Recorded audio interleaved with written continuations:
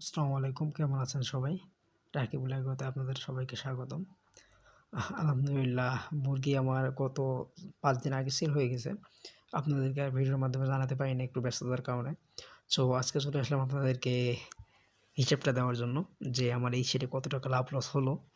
So আলহামদুলিল্লাহ loss হয়নি, যদিও আমি আমান কোম্পানির সাথে কন্ট্রাক্ট ফার্মিংয়ে আছি এখন। যদি আগে কাজেতে ছিলাম, কাজে দীর্ঘ ৪ বছর থেকে ছিলাম, এখন আমানে শিফট করছি।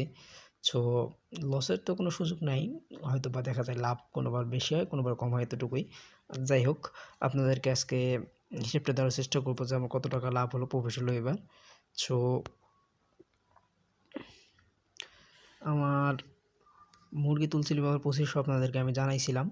সো ২৫০০ মুরগির মধ্যে আমার কত টাকা আসলো সেই হিসাবটা আপনাদেরকে এখন আমি দিচ্ছি। আমার ফিড খেয়েছিল ১৬০ ব্যাগ। ১৬০ ব্যাগ ফিড আপনার ৩৪৫০ টাকা করে ধরে ওখানে আমাদের কন্ট্রাক্ট ফার্মিংয়ে। সো ১৬০ ব্যাগ ফিডের দাম আসছিল আপনার ৫,৫২,০০০ টাকা।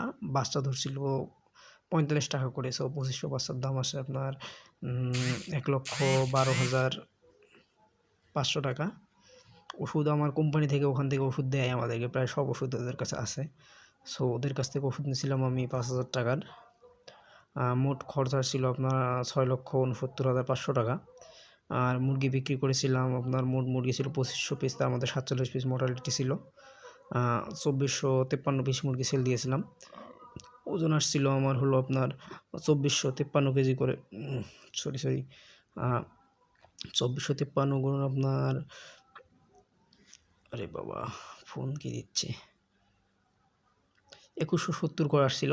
২১৭০ বলতে আমার কিছু ল্যাম্বার মুরগি ছিল মোটামুটি তার ৩০ পিসের মতো।